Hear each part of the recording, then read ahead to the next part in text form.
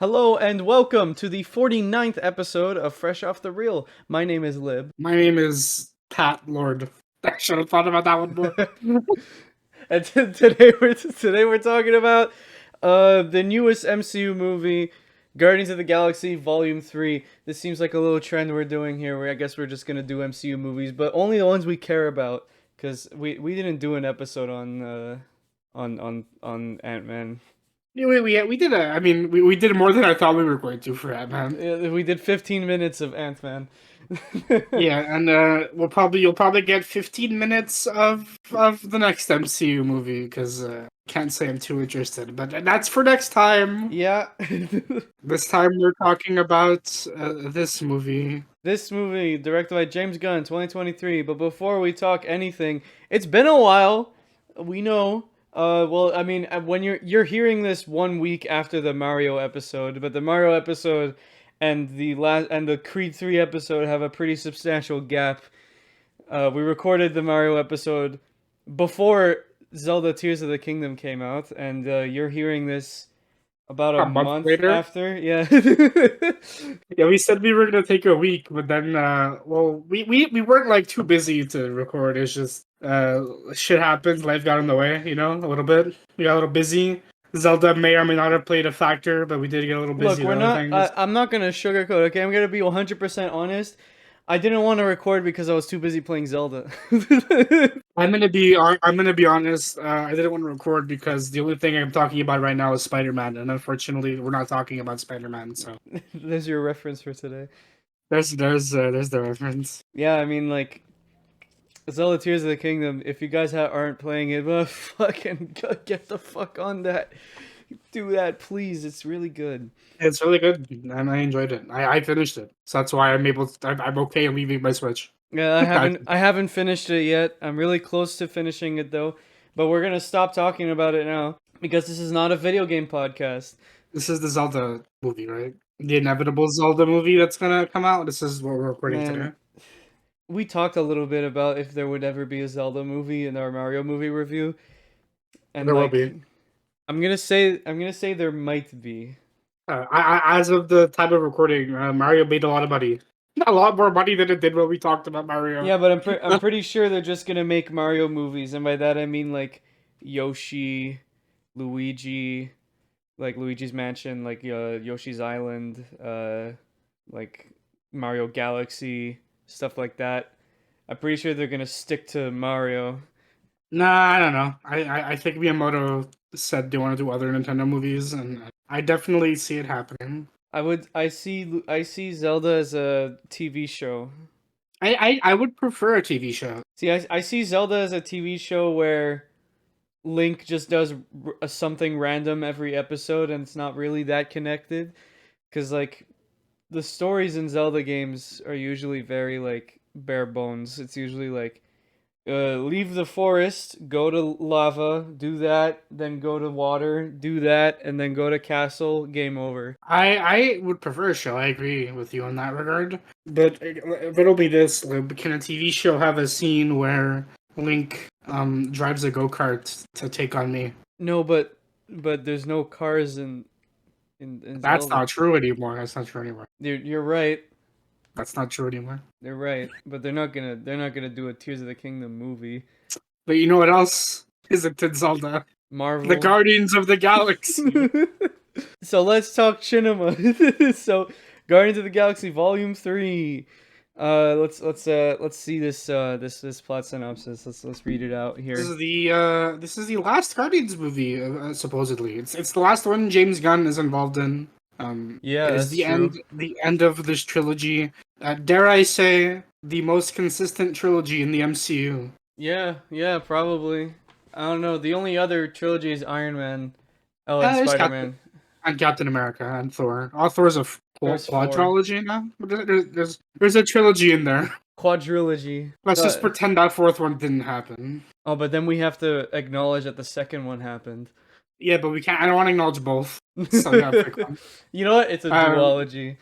A random note to date the episode, but Chris Hemsworth in an interview today said his kids hated it and his kids' friends made fun of him for Love and Thunder.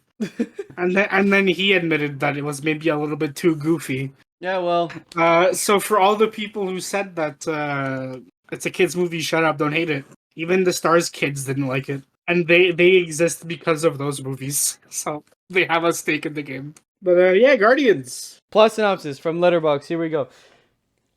Peter Quill, still reeling from the loss of Gamora, must rally. You know what? I don't want to read this. Yeah, just read it. Read it. Must rally his team around him to defend the universe along with protecting one of their own.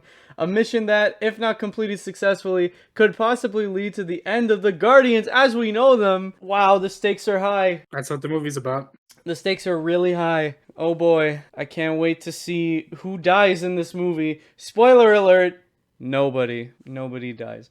I really thought Rocket was gone by the end of this. And Drax.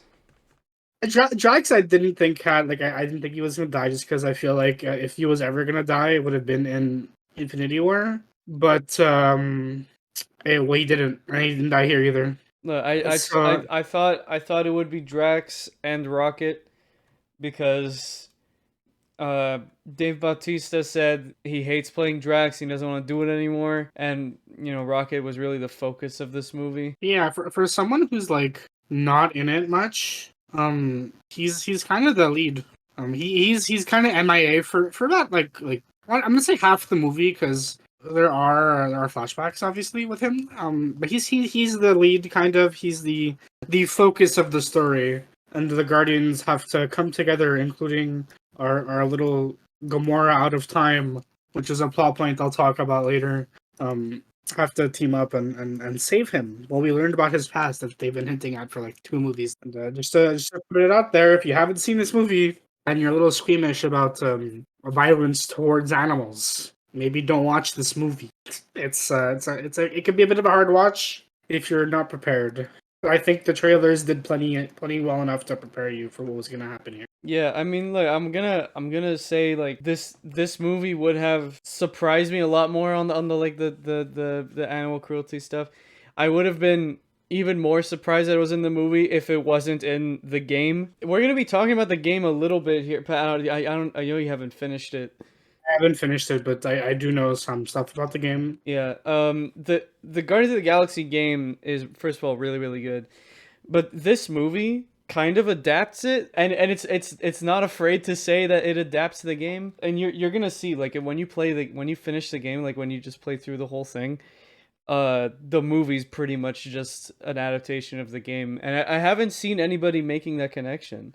Is like Adam Warlock and stuff in the game? I didn't know that. Yes, Or is it just like the rocket stuff that's the rocket stuff is from the game. The stuff that happens on Nowhere is from the game. okay. The part where they go to like a planet that's made of like biomass or whatever, that's like a living thing, that's just ripped straight from the game. I think the reason people aren't comparing it to the game is because the game probably adapted it from a comic book. Probably, At this yeah. point, we expect that, so that's probably why. But yeah, I do plan on playing the game. I do really like the Guardians of the Galaxy. I don't talk about them like the characters. I don't really talk about them as much as I talk about other Marvel characters, just because they're not high on my list of like my favorite characters. But in terms of like the MCU specifically, I do really like the Guardians. I think they're probably the best team in the MCU. Yeah, for sure. I agree with that.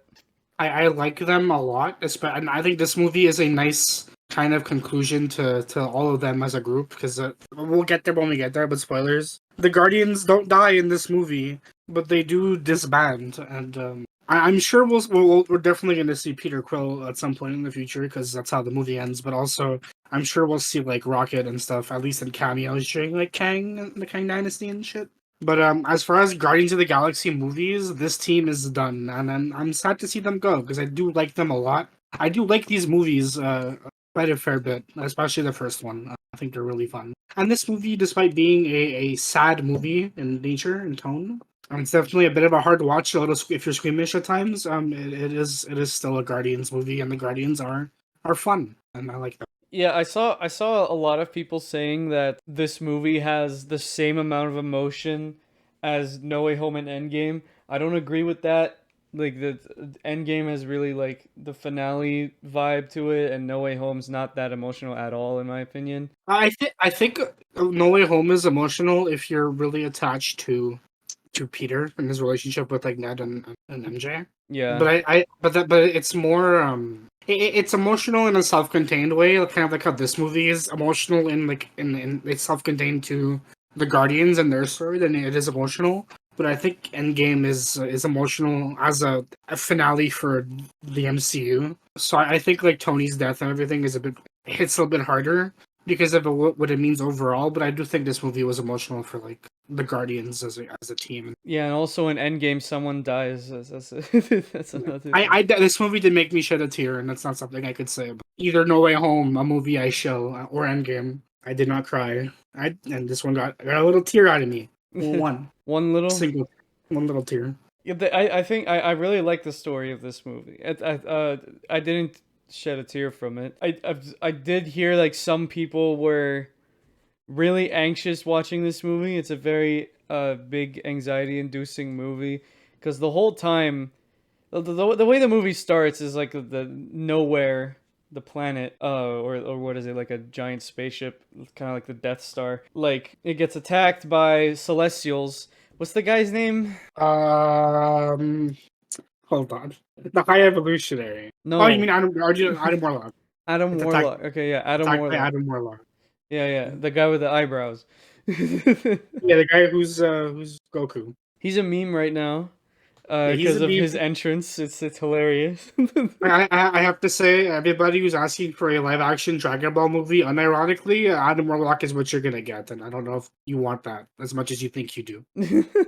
Adam Warlock. He attacks nowhere, and he gravely injures Rocket. Yeah, Mister Raccoon. So they try to heal him, but there's like this chip in his brain that prevents him from being meddled with. No, I don't.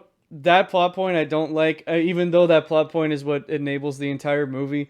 But there is no way that between him escaping the facility and him joining the Guardians, he didn't get injured enough to where he needed to use a med pack. Yeah, I think that's kind of like the suspend your disbelief because we're telling hey, we have to set up the heist.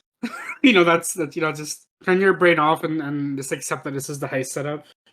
And Yeah. yeah, They need to go to where Rocket was experimented on and turn off his brain chip so he can live again. Wow, explaining it makes it sound really stupid. I mean it's comic book shit, right? Like I'm not turned off by dumb comic book shit anymore. I'm used to it. Yeah, I mean, we didn't talk about our rating, but I gave this movie 4 stars. I think it's really really good. I gave it 3.5 out of stars. I thought it was pretty good. I enjoyed it. I think it is better than Guardians 2, but weaker than Guardians. Yeah, I think the same thing. But yeah, back to the movie. So for pretty much the entire movie, except for the end, because spoiler alert, once again, Rocket doesn't actually die. Rocket's not in the movie. He's on the ship, being like on life support for pretty much the whole movie. Yeah, he comes back for like the last act, like the final battle, quote unquote. But otherwise, he's kind of MIA for most of it. We do see him throughout the movie though, because he's the emotional weight of the movie, and they're gonna show that through flashbacks, and you're gonna cry. Flashbacks they showed in all the trailers, so you saw it coming. Yeah, those flashbacks, they were good. Like they told the story really well, but I felt like it had the same kind of pacing that Book of Boba Fett does. Where whenever the story doesn't know what to do, they just flash back to Rocket's past. I do think that I would have probably been more emotionally attached to. I'm gonna call them Rocket's family. One, because I don't remember their names, but two, that's technically true. There's an otter, a walrus, and a rabbit. Yeah, I would have been more attached to them if not for all the trailers kind of just like hinting at like not even hinting, like basically directly saying that these people are dead, and we're Yeah. showing them to you in flashbacks so you can be sad. That's not how I relate to characters. I know like everyone's like already knows that these characters are gonna die, but the movie really plays it up where like every at the end of every almost every flashback, the otter character is like, It's great to have friends. And you're like, yeah, yeah, they're all gonna die. Yeah, yeah. Yeah, it is great that Rocket's gonna run out of friends. Like, like the first time she said that, I don't remember who I was sitting next to. I think I was sitting next to Stefano, but I was like, yeah, they're all gonna die. Although I did get one thing out of it that I thought was like really good. And it's a cliche in these movies, but it's a cliche I really like. But it's when Rocket is dying and he's like he has that last vision of his otter friend. He's like, oh look, we're all together again in the Oh afterlife, and yeah. it's so much fun. And we go on adventures and we fly across the sky, and it's just like we imagined it. And Rocket's like, can I come? And she says like, it's not your time yet. Like you will, but it's not, you have to go back to your friends for now. And I like moments like that a lot. I don't know what it is. I know it's cliche. I know it's kind of cheesy, but I always liked scenes like that in like anything. You put a scene like that in a movie or a show or a game, I'm on board. Spectacular Spider-Man has my favorite version of that scene. Another Spider-Man. That's two. That's two. That's two or three because we talked about on the way home. But yeah, so that's Rockets for most of the movie.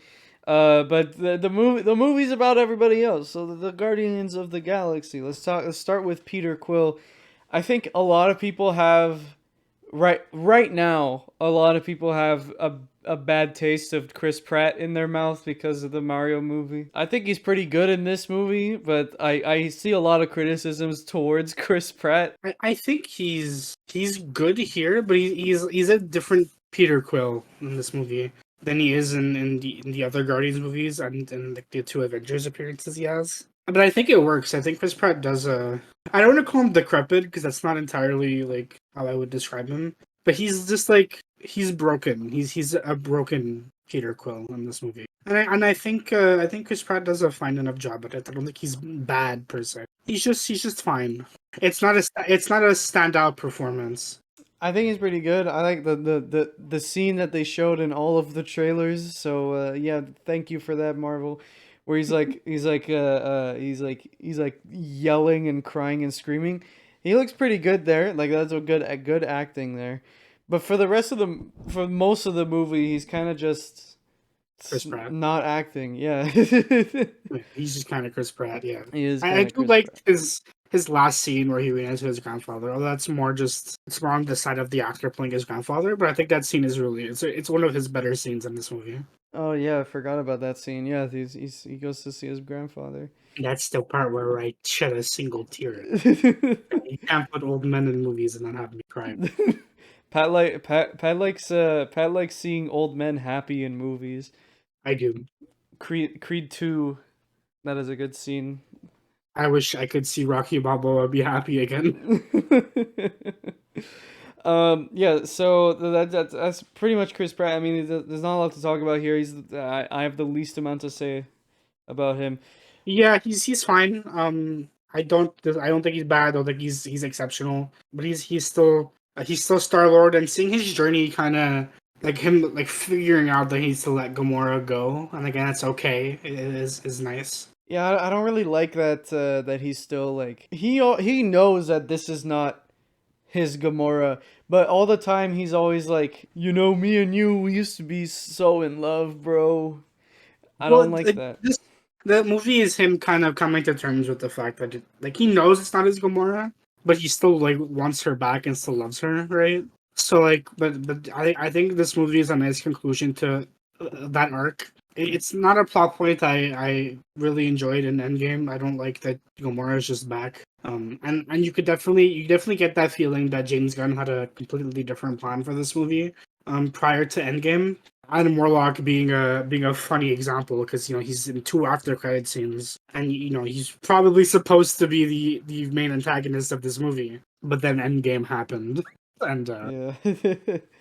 it kind of threw this movie for a loop. Obviously, James Gunn was aware of things that happened in Endgame before writing this movie, or at least before the final script of this movie was written. But it definitely feels like he had a different agenda for this one, and because of Endgame, he kind of had to rework things. But considering what he was given, I didn't mind it. I think Gamora here is good, serviceable, I guess. I I like what they do with her with the Ravengers. I think it's neat.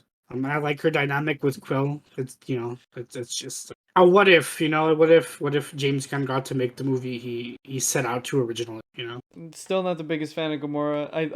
I kind of liked Gamora before, but yeah, this is it's not amazing. I will say that. Yeah. My issue is more like this is Guardians of the Galaxy 3.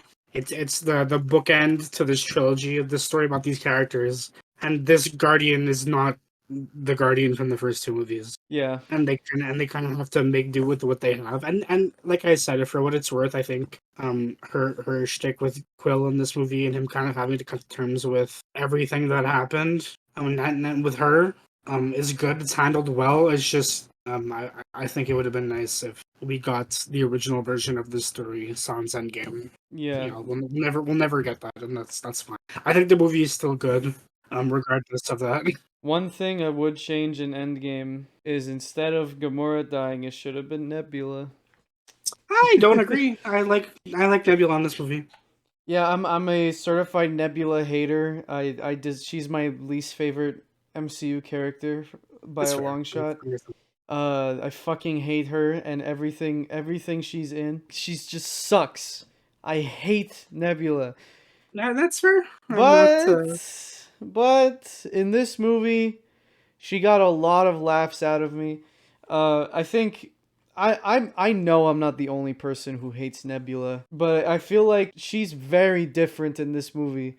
The Nebula in everything besides this movie is a stone cold straight up bitch.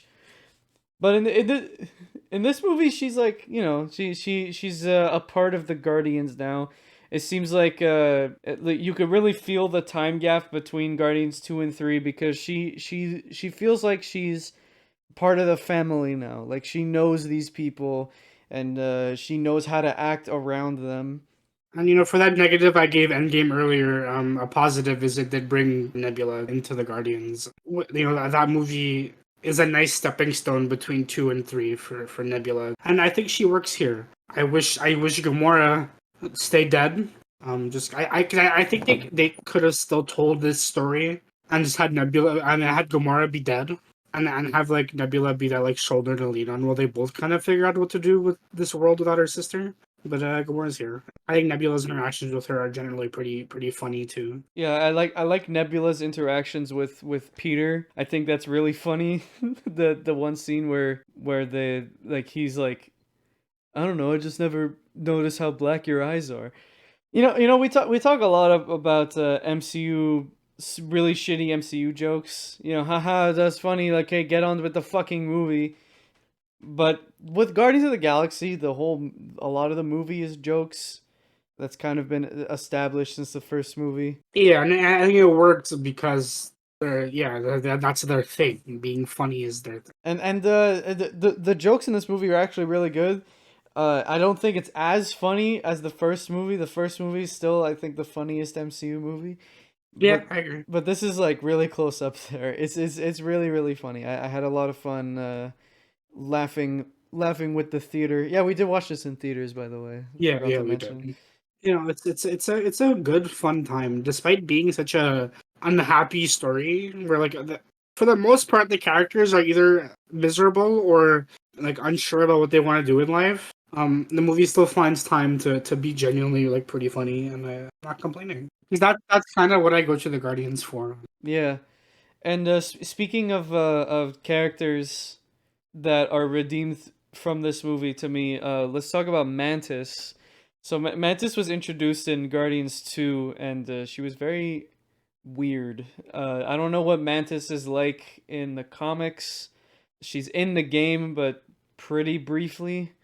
So I don't know what she's supposed to be like, but I don't know if like I wasn't like it didn't feel natural having Mantis in the second movie, and it didn't feel natural having Mantis in Infinity War either. I think Mantis's role in Guardians 2 is to be like the odd one out. And in that regard, she plays that role well. She's very awkward. She's very weird with the rest of the cast. But you don't want them to always be that awkward character who like everyone's kind of weirded out that they're in the room because the Guardians are a family and you want the family dynamic to shine. and thankfully this movie, and I think does a great job of. I didn't watch the holiday special. I would imagine some of that is built up in the holiday special. Yeah, I think it's good here. I think she found her place in the team, and now she has to find her place in the world. That's her arc in this movie. Yeah, in the holiday special, we find out that she's actually Ego's daughter, one of Ego's many daughters, which means Peter and Mantis are actually siblings. They say it a lot in the movie that that Peter's her brother. I guess that plays up with the family thing. Yeah, I guess that's for people Who like didn't me watch who it? didn't watch the special Yeah. because it Uh, is kind of important. she acts less like an alien in this movie and more like she like it feels like she like picked up on how everybody else speaks and she's like, okay, this is how I should speak. But I completely forgot that she has like powers at all because she never uses them in this movie except for one scene. Like Mantis has powers. You know who she reminds me of? Actually, it just came to me. I don't know if you've ever seen Teen Titans, like the old show. Yeah, I have. But she's like Starfire, She's kind of like where Starfire. where like she's introduced and she's like the odd one out, and she's very weird and she doesn't know how to interact with anything, let alone her newfound family. And then by the end of the show, she's kind of She's adopted fucking to them. Robin.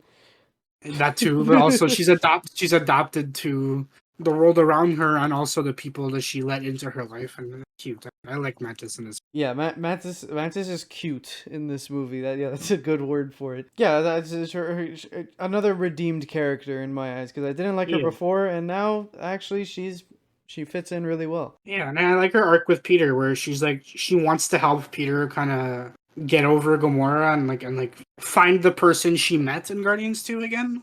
But then also realizing that she can't do that for him; he needs to do it himself. And at the same time, she needs to find herself because like she doesn't have any of the answers either, right? So we all have to find them on our own, and that's kind. It's her arc here, and it's nice. Yeah, It's nice. it's nice.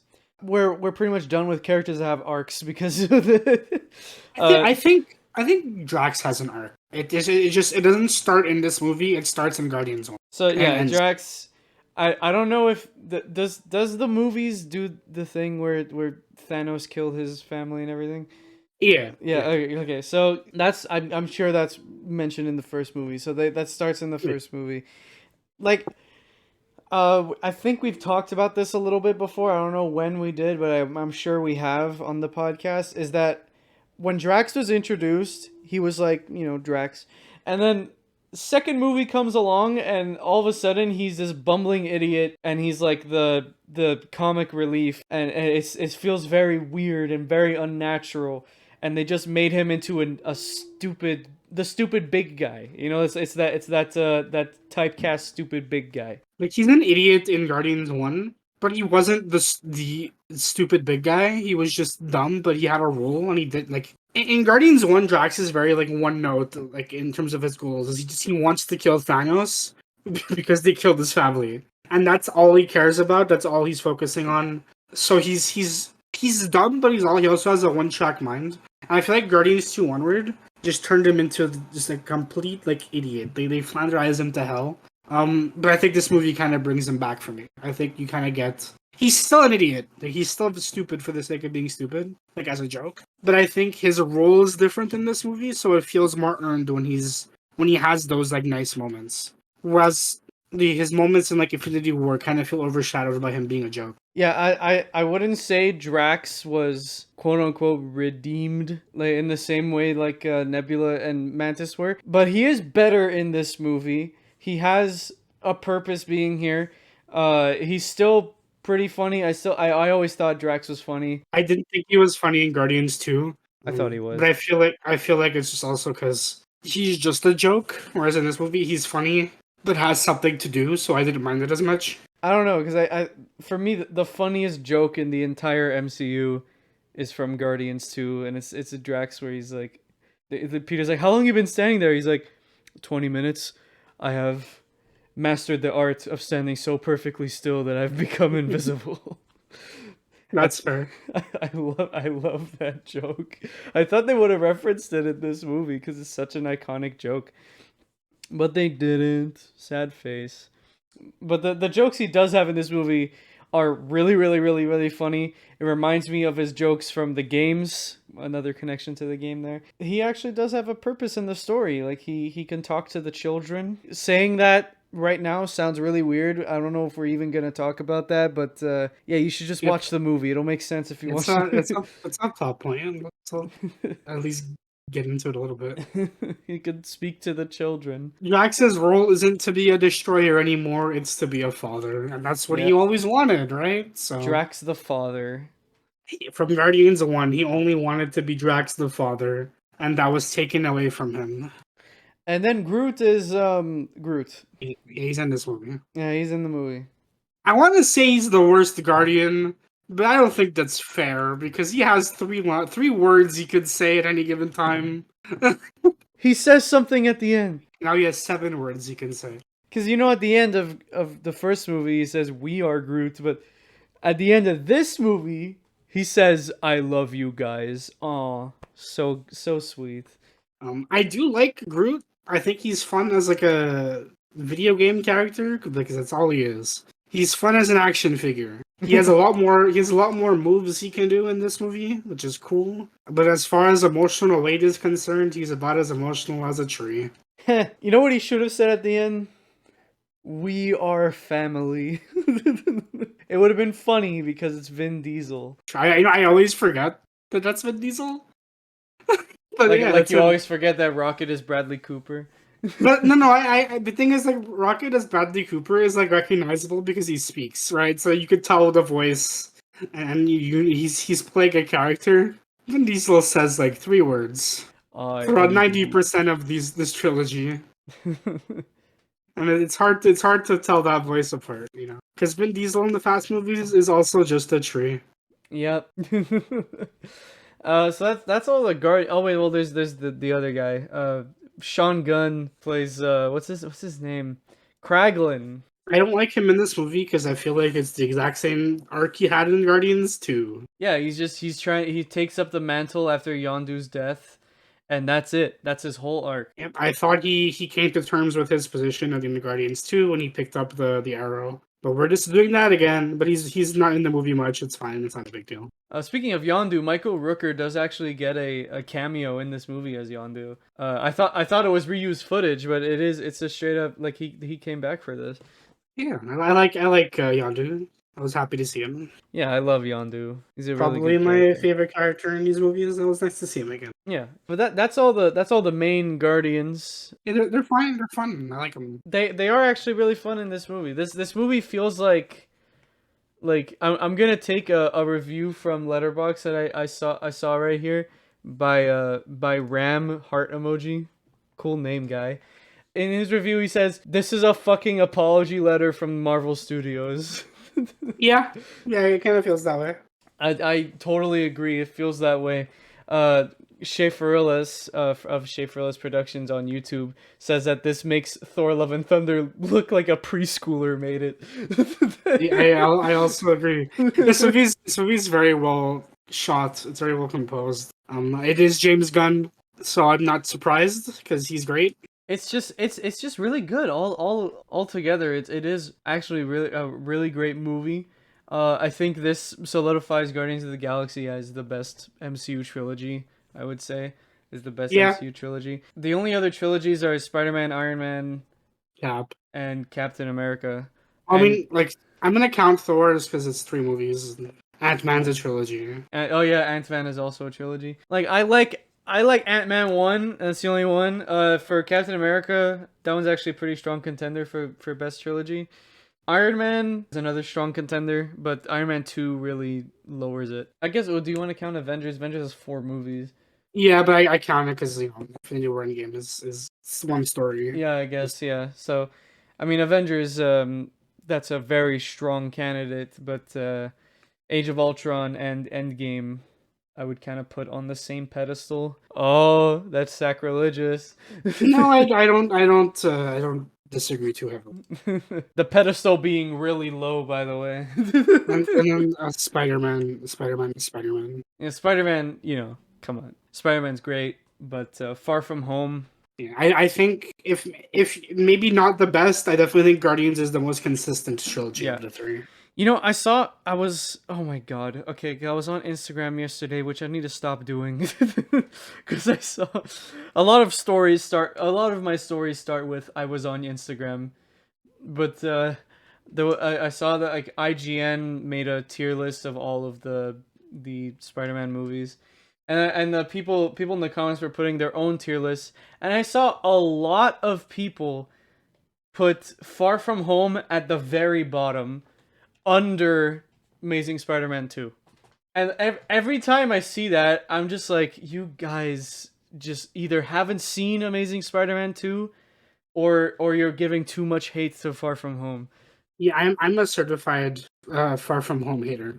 But I don't even think it's the worst MCU movie. It's definitely not the worst Spider-Man movie. Like, is it one of the worst Spider-Man movies? Sure, maybe it can be, but Yeah, like it can be. the Amazing Spider-Man 1 and the Amazing Spider-Man 2 are both No, terrible. I no, I don't agree on Amazing One. I agree on Amazing Two. I fucking hate that movie, but I don't agree on Amazing One. That's a debate. It's definitely better than Far From Home. It's definitely better than Spider-Man 3.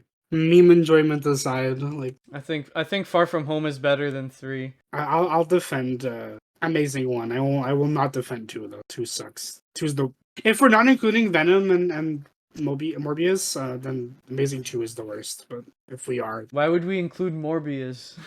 it's in the Sonyverse. Yeah, but it's not Spider-Man. We're talking about Spider-Man. Yeah, but it's in the Sonyverse, and the Spider-Man characters are in it, so I'm counting it. When I say Spider-Man movie, I mean movies that have Spider-Man in them. Yeah, but that's what I mean. Is like if we're including the Sony movies, then Morbius is the worst. But if we're not, then Amazing Two is. Yeah, I wouldn't include the other Sony movies. I wouldn't even include Venom. But yeah, like the really great trilogy. But let's talk about the actual let's talk about like the villains here because I We got three. I love the High Evolutionary. Yeah, I think he's right. He's one of the stronger MCU villains. He is way more intimidating than Kang. Kang has the ability to conquer the universe and destroy the universe. But the High Evolutionary, he did it. No one else did it. Yeah, if the Guardians let him escape, he would have Yeah. done it. Well, James Gunn confirmed that he's alive. He's alive. Okay. I hope we see him again. Honestly, We at the end of the movie, like when they're carrying everybody off the ship, and they're landing on nowhere. Drax is holding him, yeah, I think I saw that. and James Gunn confirmed that was him. So he's alive, and he'll probably rot in a cell, but who knows? I think one thing we didn't really mention this at all, but one thing that really separates Guardians of the Galaxy from the rest of the MCU is no one has powers in these movies. Nobody here has powers except for Mantis, but Mantis is an alien, and her only real power is that she can sense like Well, she could make control people. yeah, she could control people and she could like sense emotion, but no one else has powers. Everyone else is either really skilled or really strong. And I like that a lot. And the main none of the villains except for the Celestials. Why are the Celestials even in this movie? I like Adam, but you take him out of the movie and nothing really changes. You see, he's in the movie. The Celestials are in the movie because they were the villains of Guardians 3 on the first script, and then Avengers happened. But they already did all that setup for Adam Warlock to be the main antagonist here. So they threw him in. And then his mother, I don't like that character. She's kind of No, I never. And she's kind of cringe. yeah, she's kind of cringe. What's her name? I don't know, Goldie. Ayesha? I'm looking at the cast list. I don't know. Maria Bakalova is Cosmo? That's hilarious. Whenever I see her name or face, all I think about is Borat 2. Hey, Cosmo's in this movie. Oh yeah, Cosmo's in the movie. I like Cosmo. Cosmo's a good dog. I like Cosmo's backstory. It's actually really funny, but like it's based off a real thing. Like that actually happened during the Soviet Union, Russia. They did actually send animals to space, and I guess like Cosmo's just one of those animals. It's a really funny backstory. But yeah, we got the High Evolutionary, Adam, and who was the third? There isn't a third. No, it's just a High Evolutionary. Yeah, you said 3 and you got me confused. Well, like Adam Warlock and his mother. The Celestials are here because they have this deal with the High Evolutionary, right? They were like, "Oh, if we don't take the raccoon and bring them to the High Evolutionary, then he's gonna cut us off." I don't know, man. I don't know. The Celestials shouldn't have been in this movie. They're weird. I don't know, man. Like the whole time I was seeing them, I kept thinking they were from Eternals, but they're not. It's weird because they, always like they started off as would be main antagonists, and then they're kind of just reduced to grunts in this movie. Like Adam is strong, but you never get the sense that he's gonna overpower the Guardians aside from like the beginning of the movie. But they fuck him up. They're pretty bad, right? And then the rest of the movie, you never get that sense that he's gonna stop them. He's just a weird obstacle that's in the way.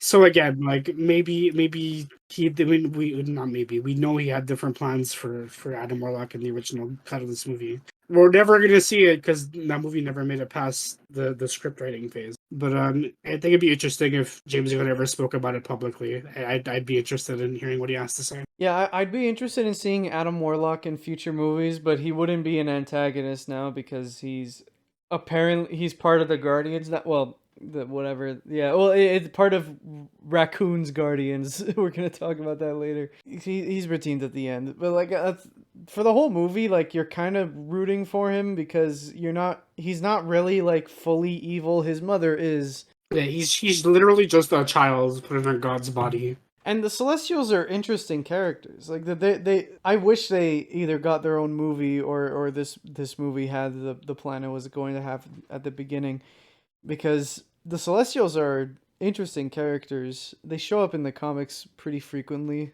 to my knowledge. Yeah, They're like a major thing. Maybe one day we'll see. Maybe we'll get a prequel for Adam's character. I don't know.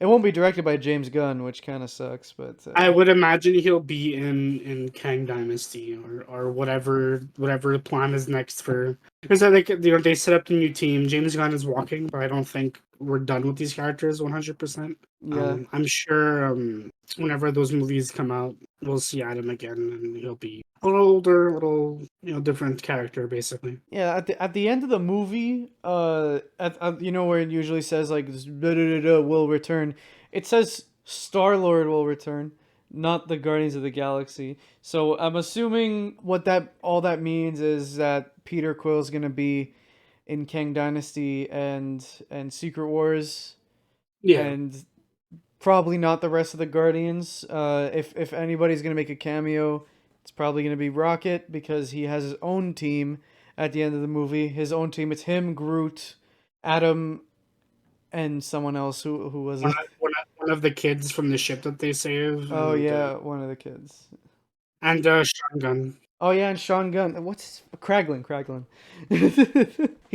Sean Gunn is also a young Rocket in the flashbacks. He voices young Rocket. Oh, does he? I didn't know that. Yeah. I thought that was just Bradley Cooper. Okay. With a voice changer. No, I think he could get that high. Oh yeah, I don't know. I think he has range. I think he has range. Well, I saw A Star Is Born. He's a good actor. I think he gets a lot of shit because The Hangover was like 15 years ago. But yeah, he's a good actor. Hey, come on, guys! Stop fucking! It's 2009, man. That was 10 years ago. Come on. Oh yeah, Sylvester Stallone is in this movie. Yeah, he's back. Yeah, we can't go one episode of this show without talking about Sylvester Stallone. I'm okay with that. I have no problem at all.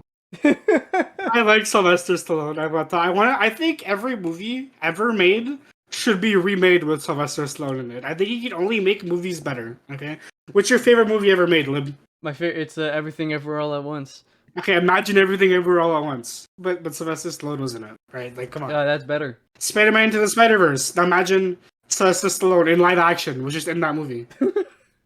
Like, is that not better? That's better, right? So Suicide Squad. no. Ooh. There's the whole plot point on the ship because we did call this movie a heist movie, or I did. Yeah, it is a heist movie. It starts off with them needing to get the schematics for Rocket's bomb that's in his fucking chest, and then it becomes halfway through the mission changes. It becomes save the Guardians and the kids who, because like the High Evolutionary's whole shtick in this movie, we keep alluding to these kids. Let's talk about them. Yes, his whole shtick is trying to create the perfect society. Yeah, so he started with animals, and then he made a society of furries that we visit that planet, and it's just like Earth. It's just Earth, but they're furries. What's it called? Neo Earth? Neo Earth, Yeah. and they have the same problems Earthlings have. So maybe the perfect society doesn't exist. But anyway, it's built up that actually this was all just a test by the High Evolutionary, and he was going to blow up that planet because he created a new race of superhumans in these young children, and he was going to take the flock to another planet and restart his whole plan until he eventually just replaced the world with his perfect society. That was his plan. And during that whole thing, the Guardians are separated. So we have Rocket, who's back. He's conscious again. Quill, Gamora, and Nebula. They're on the ship and they have to go break into the High Evolutionary's base again. And they just got out because they have to go save Drax, Mantis, and Nebula. Nebula wasn't with them. Nebula was with Drax and Mantis. My bad. So we gotta save them, and also they find these kids shouldn't have to die just for being born, right? So let's go save them too. And they speak this weird alien language that no one understands. It's on anybody's like vocal database except one. My main man, Dave Bautista, baby. Dave Bautista can speak child. So that's the plot: is they gotta save everybody. You gotta save the kids. You gotta save the team. And the Rocket gets his final confrontation with the High Evolutionary to get revenge for everything he did to them. Yeah. And it's cool. I like the final segment of the movie a lot. It's emotional. We have Rocket going back to where he was kept as a baby, and there's more baby raccoons now. He saves them. He saves the kids. We take out the High Evolutionary. It's great. Yeah, I actually I really like the end. Oh, there's this really really badass scene. There's a hallway fight scene which for some reason are always good. Yeah, no, that was good. It was good here. It was a really good hallway fight scene. Very reminiscent of Daredevil. It looked great. Yeah. It was all one take, but there was CG. So does it count? I think it counts. Yeah, it's up to you. I don't think it counts. Pat think it counts. Not they shot the scene. They just pasted over it. Either way, it was cool. Anyways, I found out the names of the friends. Oh, okay. Yeah, it was Teef's, Floor, and Lila. I can't believe we forgot Lila. Yeah, that's a normal human name. Lila is voiced by Linda Cardellini. She's in Endgame and Age of Ultron. Who is she? Laura Barton. Oh, she's a Hawkeye's wife. Another Pat Sibsford MCU actress list. Then the Asim Chaudhry was Teefs. He was the walrus. And Floor is Michaela Hoover, who was in the first movie. As who? She was Nova Prime's assistant. It says Nova Prime's assistant. Side character. She was also in the Suicide Squad. In the Suicide Squad, she was Camilla. I don't know who Camilla is. I can't remember characters by name, but yeah. Oh, she's in airplane mode. Uh-oh. Oh no. Oh no. Okay, she's in a Marvel movie to balance out. She's in 2 Marvel movies. And a DC movie. And a DC movie, so it's okay. Yeah, it balances out. It balances out. You need something really good to balance out airplane mode. Let's give a shout out to Big Al, who is performing a terrible feat of trying to watch the lowest rated movies on Letterboxd from worst to best. Yeah, and that's one of them. I also want to say fuck you, Big Al, for telling us to watch music. Yeah, okay. In his defense, he didn't tell us to. He didn't tell us. You see, I told us to. Look, we're not going to talk about music. I take full responsibility for that fiasco. We're not gonna talk about music here, but we will say this: if you want to watch the worst movie of all time, watch music. It is, in fact, the worst movie of all time. Oh God, it was terrible. But shout out to Big Al. I don't know how good it is for your sanity, but One day we'll do Barnyard just for you. Just for you. No, I've seen one of those. I've seen some of those movies on that list, and it's not. It's not Me gonna be a too. fun I've one. seen like a good amount I've seen of them. too many of them that I'm comfortable with. You know, There- like I watch too much shit. for people who are listening to this that don't know, Letterboxd has a list of their top 250 best narrative features. Someone made an opposite list, the top 250 worst rated narrative features. And that's the list we're talking about. Maybe one day we'll pull a request off that list. Who Oh knows? god. Oh no. We'll scrape the bottom of that barrel eventually. I'm sure. One day. So I guess that's pretty much it for Guardians of the Galaxy Volume 3. I enjoyed it a lot. I think it's a very fun time. Yeah, I think it's really, really, really good. If you haven't seen it, please do.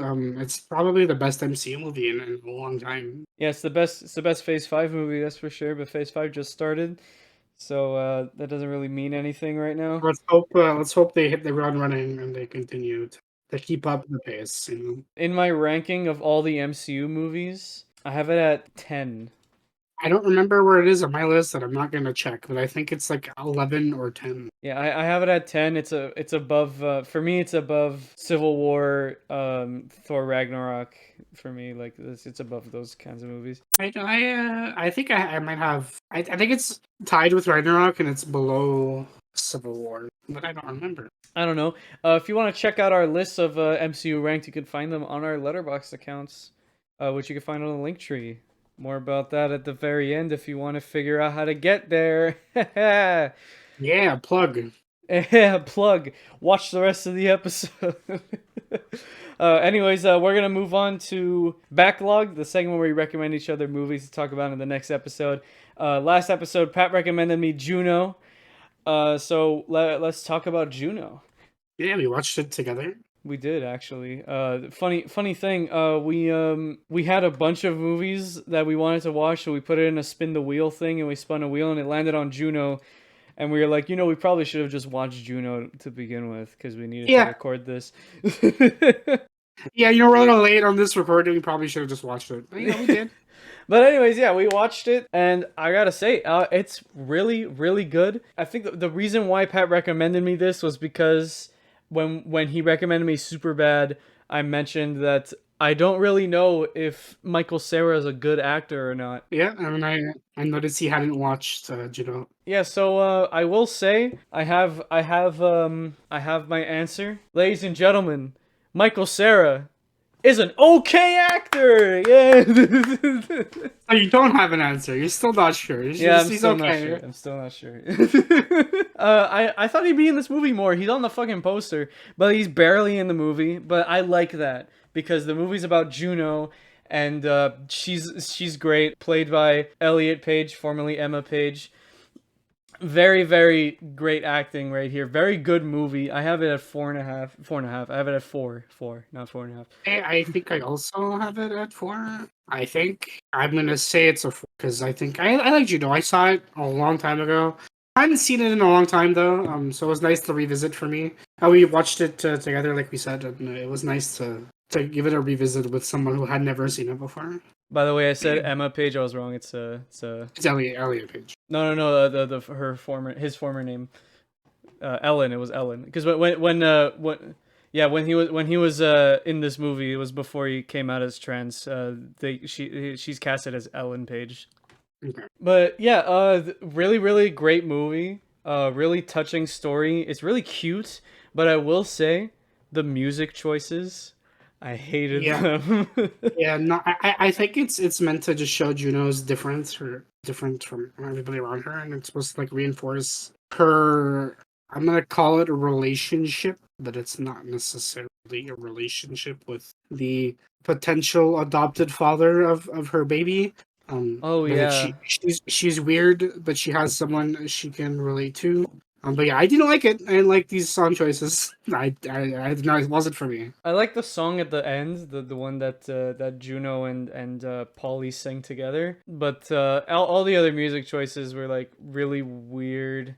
except for like the rock songs that they picked, like the ones for the what's his name, Mark, like the ones that because Mark's in a band, and Mark's also creepy. Yeah, I'm happy they didn't go for the low hanging fruit. Yeah, I'm really happy they didn't go for the low hanging fruit. Also, Dwight is in this movie. Dwight from The Office, and it's just straight up Dwight. His name's Rollo, but his name is Dwight. Wait, okay. Dwight K. Schrute.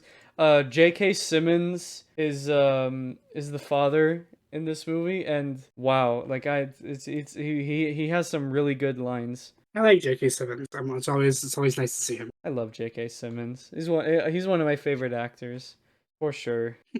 What? Me too. No, it's just like me too. me too, man. I also like J.K. Simmons. It makes me happy. Makes me happy. Yeah, this movie made me happy. It's definitely like a movie I'm probably gonna come back to in a couple years because I'm like, oh yeah, Juno. You know? It's surprisingly feel good for what it is. Yeah, surprisingly feel good for a movie about a teenage pregnancy. That's a statement. I mean, yeah. The director of this movie, Jason Reitman, ended up going on to direct Ghostbusters Afterlife. I think Juno's better than that. Yeah, I think Juno's better than that. But I did like the directing in this movie. The cinematography was different, and I appreciated that. Yeah, overall, Juno was a solid experience. Yeah, 4 out of 5 for me. 4 out of 5 for me too. Yeah, it was a really nice story. Really nice. 2007. The movie was very 2000s. If you like the 2000s, watch this movie. She has a burger phone, man. I had a burger phone growing up. I also had a Did you? SpongeBob phone. I hate this information. What? What kind of phone did you have? A normal phone. You had a normal phone. I didn't have a phone in my room. I had a phone in my room. I got a cell phone when I turned like 16 or 15 or however old I was when I started high school. I had a phone in my room. First was the SpongeBob phone, and then I got the same burger phone that she has in the movie. My mom used to hate it because I would call my friends all the time, and then she wouldn't be able to call her friends. That's probably why I didn't have one. Ah, I miss landlines. I still have a landline. It's just it's in my house. Like I don't. We have a landline, but we only have one landline, so we don't have that problem anymore. But yeah, so that's gonna be it for Juno. But I have to recommend Pat a movie. You do. Also, first of all, I'm not sure if you watched it and just forgot to log it because it's all the way at the end of your watch list. Oh, I mean, I might have. I don't. It doesn't. Letterboxd says you haven't. So if you have, fuck you. But I'm going to recommend you A Beautiful Day in the Neighborhood. Oh no, I haven't seen it. You haven't seen? Okay, so it's a movie about Mr. Rogers. Yeah, I wanted to see it when it was in theaters, and I did. Yeah, well, I did, and it was really, really good. Well, at least I thought it was really good. I love this movie. It's a really feel-good movie for me. And I did mention before we recorded that it made me cry, but it's not because the movie's sad or anything. Well, the movie is pretty sad, but it's because of the nostalgia. I used to watch Mr. Rogers growing up. It's a great movie. Tom Hanks, my favorite actor. Like just straight up, Tom Hanks is my favorite actor, and he's a really good movie. Really good in this movie. I'll look forward to watching it. Well, and while you look forward to watching that, you guys need to look forward to watching the next episode of Fresh Off the Reel coming out next week, which will be our 50th episode. Yep, and it's a big movie for number 50. It's an important one. Next time we are going to be talking about Spider-Man Across the Spider-Verse, the much anticipated sequel to my favorite movie ever made. Did I love it? Did I hate it? Did Lib love or hate it? Was it good? Yes, but find out more next time. Across the Spider-Verse, currently, right now, at the time of recording, this might be different later, is number 1 on Letterboxd's top 250 narrative features. I mean recency bias, right? Yeah, that's recency bias. I don't think it's better than Godfather, but, you know. I don't think it's better than the first Spider-Verse movie. I'm saying I've said too much. Tune in next episode where we're going to be talking about Across the Spider-Verse. But for now, that's going to be it for us. Thank you guys so much for taking the time to listen.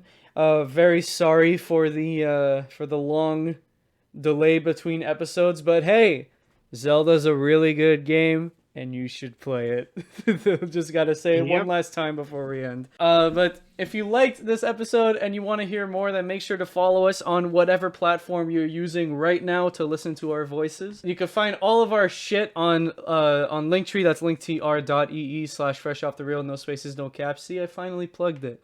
I talked about it before, and now I plugged it. There you will find links to our socials, our Twitter, and our Instagram. And you will also find our Letterboxd accounts and a form that you could fill out to recommend us a movie or TV show. And we'll watch your recommendation and we'll make an episode about it. If you're listening on Spotify, just scroll down and let us know what you thought about the episode in the Q&A section. And if you're watching on YouTube, you can also just let us know what you thought in the comments. But yeah, that's gonna be it for us. So we will see all of you in a theater near you. Bye-bye. Take care.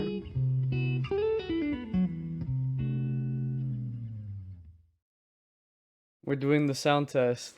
Whoa, this is the test of sound. I have a pop filter this time. This is the podcast first. I have a pop filter. Really? Wow. Yeah. Wow. Wow. That's a thing I have now, and it's gonna sound marginally better or worse. Who knows? Say words with P's in them.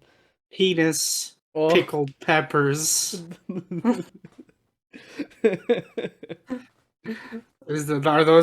Are those P words good enough for you? Here, maybe I'll take off the pop filter from mine. Let's see what it sounds like. Penis. P9. All right, I'm putting it back on. I just got off work like 5 minutes ago, and now we're recording. And then after that, Flash got a 7 out of 10 from IGN. Whoa. Who would have thought? Maybe it won't be mid after all. Maybe it'll be fine, which is better than bad. Remember when movies got like 7 out of 10, or even games? Even games. Remember when games got like 7 out of 10 and that was good? And now everyone's like, if it's lower than a 9, it's a fucking piece of garbage. When that happened? Why? Why? Because of Endgame. No, I feel like that's been a thing before Endgame. I don't know. I don't think it's an Endgame thing. I think people's standards are stupid. Like, guys, 7 out of 10 is above average. 6 out of 10 is above average. Average is 5 out of 10. That's the whole point of it. And like a 5 is still like a good movie. Not great, but like it's enjoyable. I don't know. I don't know why things have to be like if it's not a 9 or a 10, it's bad. 5 out of 10's right in the middle.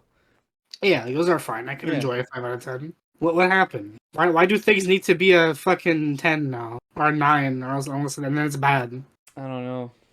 All that to say is I might bump my Spider-Verse review up a little bit. We'll see. I think for video games, it's because they're more expensive now, and people need to justify spending that much money on a game. That's fair, but also you can get a lot of enjoyment out of like a 7 out of 10 game. Yeah.